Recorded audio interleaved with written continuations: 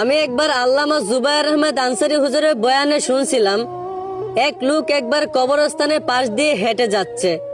তখন সে হঠাৎ করে শুনতে পেল এক কবরস্থান থেকে সমুদ্র কণ্ঠে কোরআন তেলাওয়াতের আওয়াজ ভেসে আসছে। সে তখন অবাক হয়ে বলে উঠল, ওহে কবরের ভিতরে তুমি কে?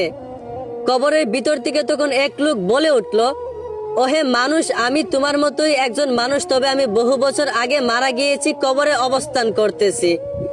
আমি এই কবরে কোরআন তেলাওয়াত একবার দুইবার নয়, এই কবরে আমি কোরআন শরীফ 5000 বার খতম করেছি। এই কথা শুনে কবরের উপরে থাকা লোক অবাক হয়ে বলে উঠল, সুবহান আল্লাহ। এই সুবহান আল্লাহ শুনে কবরের লোকটা আবারও বলে উঠল, হে মানুষ, তুমি কে আমি জানি না, তবে তোমার কাছে আমি একটা কথা বলবো, তুমি কি আমার কথাটা রাখবে? আমার 5000 বার কোরআন শরীফের খতমের সব তুমি নিয়ে নাও, তোমার একবার সুবহান আল্লাহর সব আমাকে দিয়ে দাও।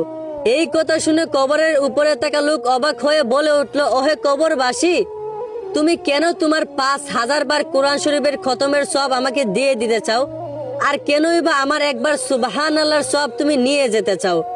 কবরবাসী লোকটা তখন ডাক দিয়ে বলল, ওহে মানুষ, তুমি হয়তো জানো না, তুমি দুনিয়াতে একবার সুবহান আল্লাহ বলে যেই পরিমাণ সব কামাইতে পারছো, আমি কবরে 5000 বার কেন, 50,000 বার যদি কোরআন শরীফ খতম করি, তবুও তোমার দুনিয়াতে থাকাকালীন একবার সুবহান আল্লাহর সব আমি পাবো না। সুবহান আল্লাহ। এই কাহিনীর মাধ্যমে আল্লাহ বুঝাইতে চাইছেন, হে বান্দা বান্দিরা, দুনিয়াতে থাকতে নেক আমল কামিয়ে নাও, কবরে গেলে কিন্তু নেক আমল কামানোর সুযোগ পাইবা না। আশা করি আমি আপনাদেরকে এই গল্পের মাধ্যমে যেটা বুঝাইতে চাইছি আপনারা বুঝতে পারছেন। বুঝে থাকলে ধন্যবাদ।